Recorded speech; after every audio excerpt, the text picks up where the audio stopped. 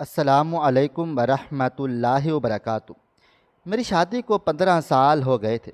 میری بیوی ایک باپردہ معلمہ تھی۔ ہمارے 3 بچے تھے۔ اچانک ایک حادثے میں زخمی ہو کر میں ہاسپٹل پہنچا تو وہاں میرا دوست جمیل مل گیا۔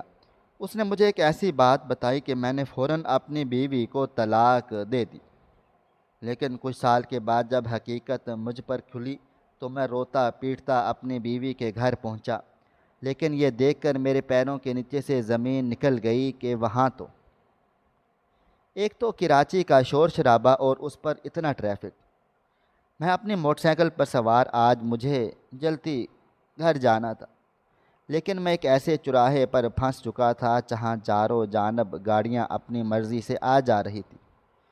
نہ وہاں پر ٹریفک پولیس موجود تھا اور نہ ہی اس ٹریفک کی کوئی روک تھام کرنے والا۔ میں کب سے انتظار کر رہا تھا کہ سڑکوں کا رش کچھ کم ہو تو میں گھر پہنچ جاؤں، لیکن گھر پہنچنا بھی مجھے بہت ضروری تھا کیونکہ میری چھوٹی بیٹی کو بخار تھا اور مجھے اسے ڈاکٹر کے پاس لے کر جانا تھا۔ میں نے اللہ کا نام لیا اور اس ہجوم میں سے اپنی بائک بھی چلانی شروع کر دی، لیکن جیسے ہی میں نے تیز رفتاری سے بائک نکالنے کی کوشش کی تو سامنے سے آنے والی گاڑی سے میں بری طرح سے ٹکرا کر سائیڈ پر گر گیا۔ موٹر سائیکل کی رفتار تیز تھی، اس لیے گھسیٹتا ہوا کافی دور تک چلا گیا۔ میری کہنی، بازو، ٹانگ سب سڑک سے چھل چکے تھے۔ میرے بازو ٹانگ سے خون نکلنے لگا۔ وہاں بہت سے مرد جمع ہو گئے۔ پتہ نہیں بڑی گاڑیوں والے ہم غریبوں کے بارے میں کیوں نہیں سوچتے۔ وہ شخص تو گاڑی دوڑا کر جا چکا تھا، البتہ میں بری طرح سے زخمی ہو گیا۔ نوجوان لڑکے مجھے اٹھانے لگے، اٹھا کر مجھے فٹ پاتھ پر بٹھا دیا۔ وہ کہنے لگے، آپ کو تو ڈاکٹر کے پاس جانا پڑے گا، ساری کھال چھل گئی ہے، خون بھی بہہ رہا ہے۔ پھر ایک شخص کہنے لگا کہ اپنے گھر پہ فون کر دیں۔ میں نے کہا نہیں، گھر والے پریشان ہوں گے۔ ایک نوجوان میری موٹر سائیکل دیکھنے لگا اور اسے سیدھا کرنے لگا۔ پھر کہنے لگا، مولانا صاحب میرے ساتھ آئیں، میں آپ کو ہاسپٹل پہنچا دیتا ہوں۔ میں نے کہا بہت شکریہ۔ وہ نوجوان میری سائیکل پر بیٹھ گیا اور مجھے پیچھے بٹھا لیا۔ پھر وہ مجھے ہاسپٹل لے گیا، وہاں چھوڑ کر وہ جا چکا تھا۔ یہ بھی اس کا ایک احسان تھا۔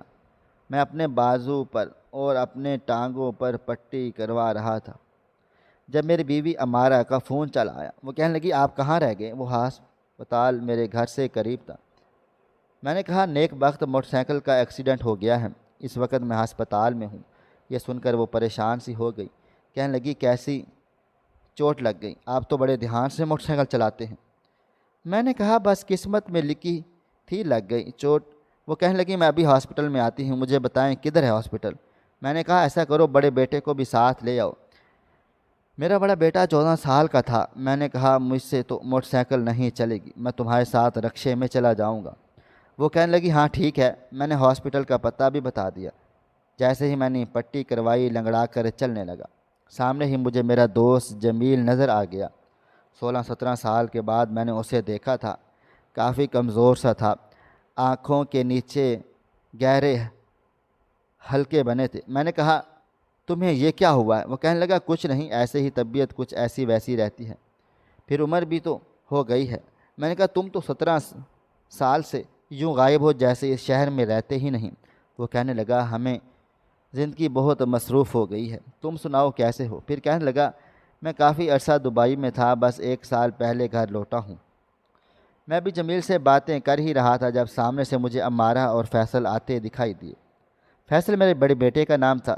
یوں میری بیوی برقع نقاب کرتی تھی، لیکن آج شاید حادثے کے باعث میرے بارے میں سن کر اجلت میں چادر بھی لے کر چلی آئی تھی۔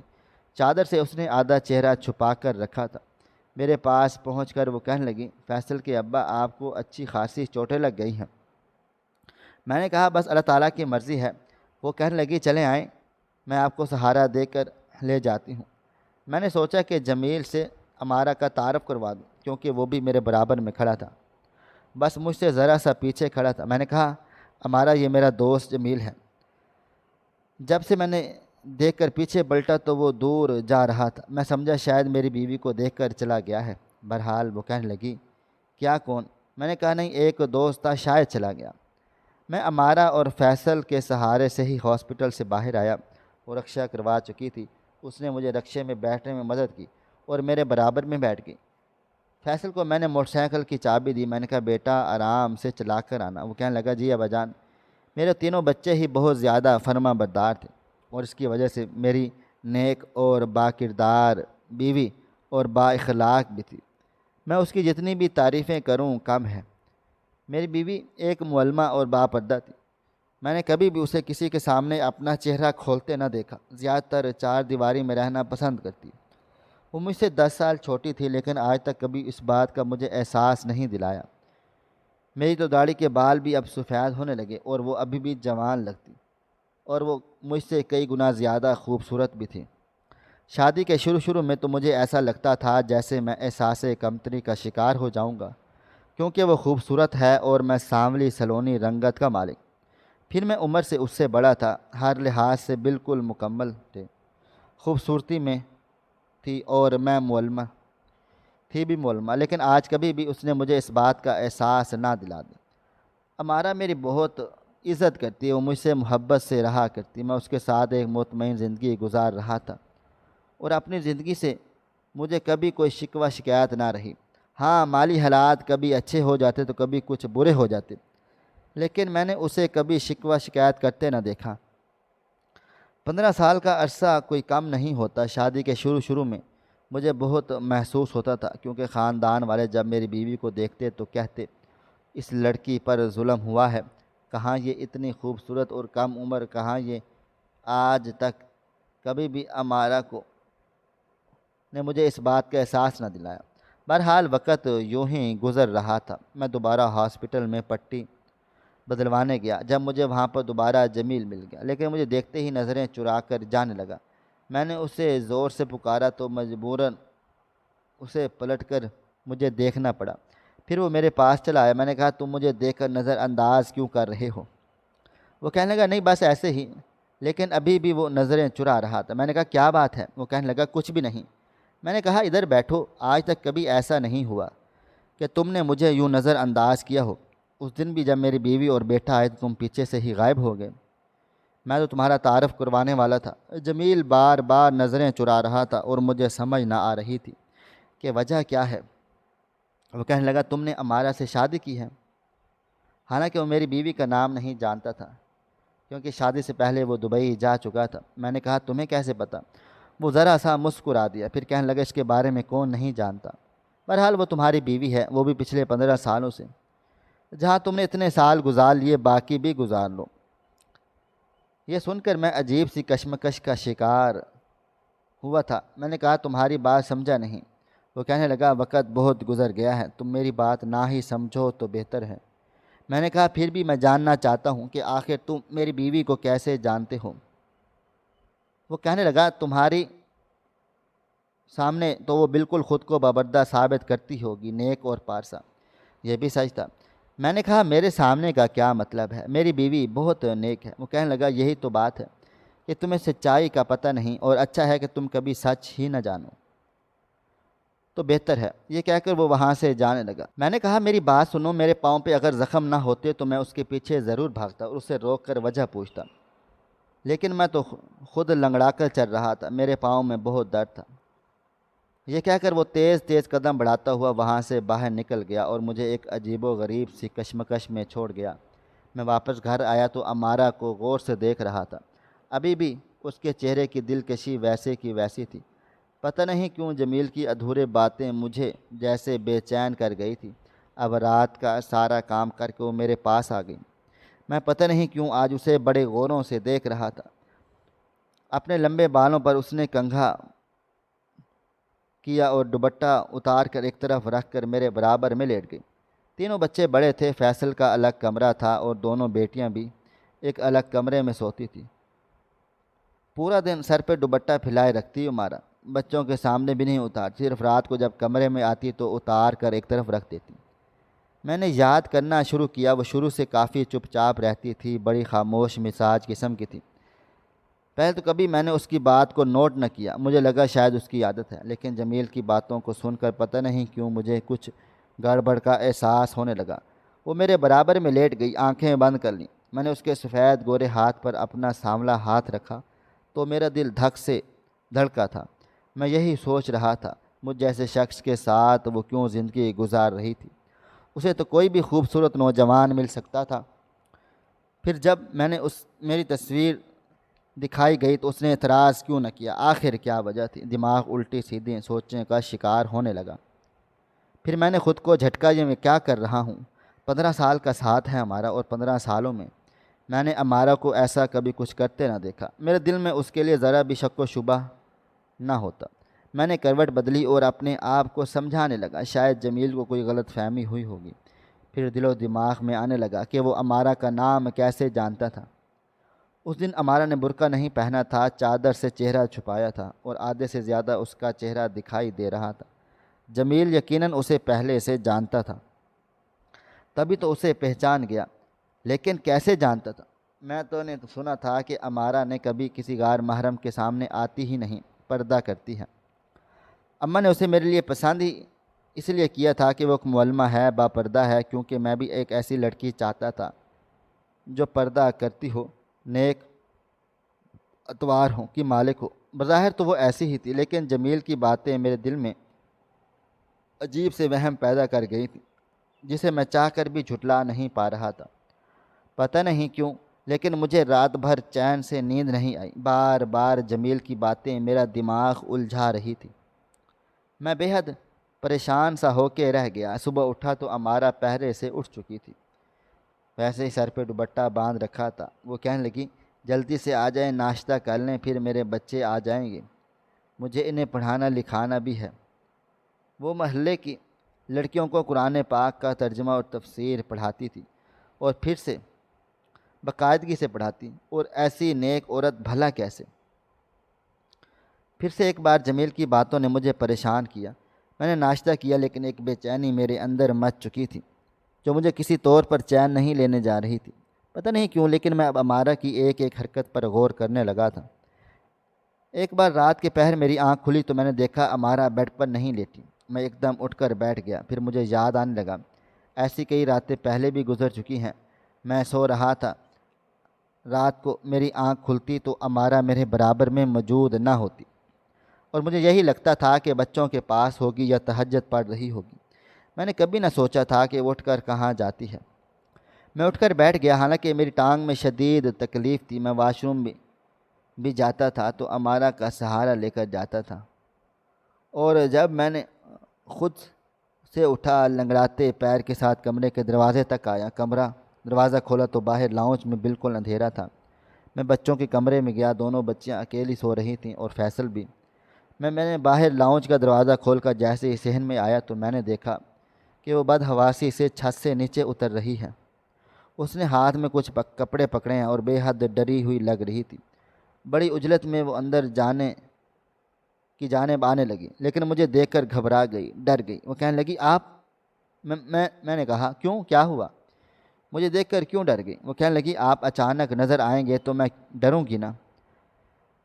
میں نے کہا تم اس وقت چھت پر کیا کرنے گئی تھی؟ میرے سوال پر وہ کچھ تذبذب کا شکار ہو گئی۔ کہنے لگی اصل میں کالے بادل آ گئے تھے، مجھے بادلوں کی گرج چمک اچھی آواز نہیں سنائی دے رہی تھی۔ میں نے سوچا چھت پر کپڑے پڑے ہیں، بارش ہوگی، سب بھیگ جائیں گے، اتارنے کے لیے چلی گئی۔ وہ بات کر ہی رہی تھی کہ جب میں نے ایک سائے کو چھت سے دوسری چھت پر جاتے دیکھا۔ یہ دیکھ کر میری جان نکلی تھی۔ میں نے بآواز بلند بولا کون ہے چھت پر، کون ہے؟ تو مجھے قدموں کی چاپ سنائی دی، لیکن میں نے دیکھا امارہ کی رنگت اڑی ہوئی تھی۔ وہ کہنے لگی کیا ہوا ہے آپ کو؟ چھت پر کوئی نہیں ہے۔ میں نے کہا جھوٹ مت بولو، میں نے خود دیکھا ہے، ہماری چھت سے کوئی پھلانگ کر دوسری چھت پر گیا ہے۔ وہ کہنے لگی عبد المعیز آپ کو کیا ہو گیا ہے؟ ابھی تو میں چھت سے آئی ہوں، کوئی نہیں ہے۔ بہرحال میں اس کے ساتھ اندر آ گیا۔ وہ آ کر بیڈ پر لیٹ گئی، کپڑے اس کے لاؤنج کے صوفے پر رکھ دیے، لیکن اپنے سر میں ہاتھ رکھ کے میں پنکھے کو گھور رہی تھی۔ میں نے کہا کیا بات ہے، سو کیوں نہیں رہی ہو؟ وہ کہنے لگی آپ کو تو پتہ ہے ایک بار آنکھ کھل جائے تو نیند نہیں آتی۔ میں نے کہا ایسی بھی کون سی نیند اڑ گئی ہے تمہاری؟ وہ کہنے لگی ظاہر سی بات ہے، آپ کی طبیعت ٹھیک نہیں، آپ بیمار پڑ گئے ہیں، کام پر بھی نہیں جا رہے۔ یہی سوچ رہی تھی کہ جتنی جمع پونجی ہے آخر کب تک کام آئے گی۔ میں نے کہا ہاں یہ بات تو ہے، کل فیصل کو بولوں گا کہ مجھے دکان پر لے جائیں، کب تک میں گھر پر پڑا رہوں گا؟ اس نے کوئی جواب نہ دیا، شاید وہ یہی چاہتی تھی کہ میں پورا دن گھر پر نہ بیٹھوں اور چلا جاؤں، اور وہ یہ چاہتی تھی کہ تو کیوں چاہتی۔ میں اگلے روز فیصل کے ساتھ دکان پر چلا گیا۔ واپسی پر میں نے فیصل سے کہا ہاسپٹل لے جاؤ، میں ذرا پٹی چینج کروا لوں۔ اب تو میرے پاؤں میں کافی حد تک درد کم ہو چکا تھا۔ میں ہاسپٹل گیا، مجھے جمیل پھر مل گیا۔ میں نے جمیل کا ہاتھ پکڑ کر اسے اپنے پاس بٹھایا۔ میں نے کہا تم ہاسپٹل میں کام کرتے ہو؟ کہنے کا ہاں، یہاں نوکری کرتا ہوں۔ تمہیں تو پتہ ہے کہ میں میڈیکل کا اسٹوڈنٹ رہ چکا ہوں، ڈاکٹر کو تو نہیں بن سکا، لیکن یہاں پر ڈاکٹر کے ساتھ اسسٹنٹ کی نوکری کرتا ہوں۔ میں نے کہا اس دن تم ایک بات کر رہے تھے مجھ سے۔ وہ کہنے لگا کون سی بات؟ میں نے فیصل کو کہا تم باہر جاؤ، میں آتا ہوں۔ وہ اٹھ کر باہر چلا گیا۔ میں نے کہا تم امارہ کے بارے میں کچھ کہہ رہے تھے۔ میری باتیں سن کر اس نے نظریں چرا لی تھیں۔ وہ کہنے لگا جانے بھی دو یار، اب 15 سال گزر گئے ہیں، تمہاری آدھی زندگی اس عورت کے ساتھ گزر گئی، باقی کی گزار لو، کیا فرق پڑتا ہے؟ میں نے کہا نہیں، مجھے بتاؤ کیا بات ہے؟ وہ کہنے لگا نہیں، میں نہیں چاہتا کہ تمہارا گھر برباد ہو جائے، تمہارے بچوں کی زندگی داؤ پہ لگ جائے۔ میں نے کہا دیکھیں میں سچ جاننا چاہتا ہوں، میں کافی دنوں سے بے چین ہوں، مجھے ایک پل کا چین نہیں آتا، تم مجھے بتاؤ کیا بات ہے؟ وہ کہنے لگی چھوڑو ان باتوں کو، اب تو بات پرانی ہو گئی، لیکن میں نے سنا ہے کہ عورت کبھی بھی اپنی فطرت کو بدلتی نہیں۔ شادی سے پہلے جو کچھ اس نے اپنے ساتھ کیا ہوتا ہے وہ شادی کے بعد بھی کرتی رہتی ہے، اور مرد کو بیوقوف بنانا تو عورت کے بائیں ہاتھ کا کھیل ہے۔ جمیل کی باتیں سن کر میں اور زیادہ بے چین ہوا تھا۔ میں نے کہا مجھ سے پہیلیاں مت بجواؤ، صاف صاف بتاؤ آخر قصہ کیا ہے؟ پھر جو باتیں جمیل نے مجھے بتائیں وہ سن کر میرے ہوش اڑ گئے۔ میں سوچ بھی نہ سکتا تھا کہ امارہ کبھی ایسا کر سکتی ہے۔ اب سمجھ میں آ رہا تھا کہ اس نے مجھ جیسے شخص سے شادی کیوں کی۔ مجھے لگا جیسے اس نے مجھے کسی موت کی سزا سنا دی ہو۔ میرا دماغ چکرا کے رہ گیا، غصے کے مارے میرا خون بڑھ گیا۔ وہ کہنے لگا دیکھو تم نے اصرار کیا تو میں نے بتا دیا، ورنہ میں تم کچھ نہ بتاتا۔ تب تک فیصل واپس آ چکا تھا۔ پورے راستے میں چپ رہا۔ جیسے میں گھر میں داخل ہوا، امارہ کا مسکراتا چہرہ دیکھ کر مجھے پہلی بار غصہ آیا۔ بہرحال میں اندر آ گیا اور میں نے اسے کہا کہ تم کسی نوید کو جانتی ہو؟ میری باتیں سن کر امارہ کے چہرے کی رنگت اڑی۔ مجھے یہی دیکھنا تھا۔ جمیل کی ہر بات کی تصدیق امارہ کے چہرے سے مجھے مل چکی تھی۔ میں نے کہا امارہ، میں عبد المعیز اپنے پورے ہوش و حواس سے تمہیں طلاق دیتا ہوں۔ یہ سن کر اس کی آنکھیں پھٹی تھیں۔ فیصل بھی حیران تھا۔ میری دونوں بیٹیاں بھی میری بات بلند آواز سے سن کر اپنے کمروں سے باہر آ گئی تھیں۔ میں نے پھر سے یہی جملہ دہرایا اور 3 بار دہرا دیا۔ ایک قیامت تھی جو میرے گھر پر ٹوٹ چکی تھی۔ امارہ رونے لگ گئی۔ وہ کہنے لگی عبد المعیز صاحب نے آپ نے یہ کیا کر دیا؟ میں نے کہا دفع ہو جاؤ میرے گھر سے، تم جیسی بدکردار عورت کے ساتھ میں مزید زندگی نہیں گزار سکتا۔ وہ رونے لگ گئی تھی اور کہنے لگی آپ نے تو مجھ سے جینے کا حق چھین لیا، کیا 15 سالوں میں آپ مجھے بس اتنا ہی جان پائے ہیں؟ میں نے کہا کہ بہت بڑا دھوکہ دیا ہے تم نے مجھے 15 سالوں میں، نکل جاؤ میرے گھر سے۔ میں نے دھکے مار کر گھر سے نکال دیا۔ فیصل کہنے لگا ابا آپ کو کیا ہو گیا ہے؟ آپ نے یہ کیا کر دیا ہے؟ میرے دونوں بیٹیاں روتے ہوئے میرے پاس آئیں۔ وہ کہنے لگی ابا آپ نے ماں سے یہ کیا کہہ دیا؟ میں نے اپنی بیٹیوں کو بولا جاؤ تم اپنے کمروں میں، یہ عورت میرے گھر میں اب نہیں رہ سکتی، میرا اس سے کوئی تعلق واسطہ نہیں ہے۔ باہر مجھے امارہ کے رونے کی آوازیں آ رہی تھی۔ فیصل کہنا لگا آپ پیچھے ہٹے، میں اپنی ماں کو اکیلا نہیں چھوڑوں گا، آپ نے اچھا نہیں کیا، آپ نے ہمارے ہنستے بستے گھروں کو اجاڑ کے رکھ دیا۔ میں نے کہا تمہاری ماں نے اجاڑ کے رکھا ہے، وہ اس قابل نہیں، وہ یہاں نہیں آئے گی۔ میں نے فیصل کے منہ پر پہلی بار تھپڑ دے مارا۔ میرا گھر تو جنت کا گہوارہ تھا، نہ کبھی میں نے اپنے بچوں سے بد کلامی کی، نہ بلند لہجے میں بات چیت کی، نہ ہی امارہ، لیکن آج امارہ کا اثر روپ دیکھ کر میرے تن بدن میں آگ لگ گئی، میں انسان سے جانور ہو گیا۔ میں نے فیصل سے کہا تم اپنے ماں کے پاس گئے ہو تو میں تمہیں مار مار کر جان سے مار ڈالوں گا۔ مجھ پر تو جیسے کوئی جنون سا سوار تھا، میری جگہ کوئی اور مرد ہوتا تو یہی کرتا جو میں نے کیا۔ میری بچیاں بھی اپنے کمرے میں بیٹھی رو رہی تھیں۔ فیصل کو میں نے دھکا دے کر اس کے کمرے میں بند کر دیا اور خود بھی اپنے کمرے میں چلا گیا۔ پھر میں پھوٹ پھوٹ کے رو دیا کیونکہ میں نے اس کے ساتھ وفا کی تھی، اس عورت جو وفا کے لائق تھی ہی نہیں۔ بہرحال صبح ہوئی تو میں بچوں کے کمرے کا دروازہ کھولا، تینوں رو رو کے اپنی آنکھیں سجا چکے تھے۔ میں نے کہا تمہاری ماں ایک اچھی عورت نہ تھی، اس نے میرے ساتھ بے وفائی کی، اس نے کسی اور مرد کے ساتھ غلط تعلقات ہے، اس مرد نے اسے اپنایا نہیں، اس لیے اپنا گناہ چھپانے کے لیے مجھ جیسے سانولے اور اپنی عمر سے بڑے شخص سے شادی کر لیں تاکہ اس کا گناہ چھپ جائے۔ تو تم مجھے بتاؤ کہ اب میں کیا ایسی عورت کے ساتھ زندگی گزار سکتا تھا؟ فیصل کہنے لگا آپ جھوٹ بول رہے ہیں، اماں ایسی ہو ہی نہیں سکتی، وہ ہماری ماں ہے۔ میں نے کہا یہی تو مسئلہ ہے، وہ تمہاری ماں ہے اور اپنی ماں کے لیے کوئی بھی اولاد ایسا نہیں بول سکتی، لیکن میں نے اس کے چہرے پر دیکھ چکا ہوں، اس کا واقعی غیر مرد سے تعلق تھا، نہیں ہوتا تو اس کے چہرے کی رنگت نہ اڑتی۔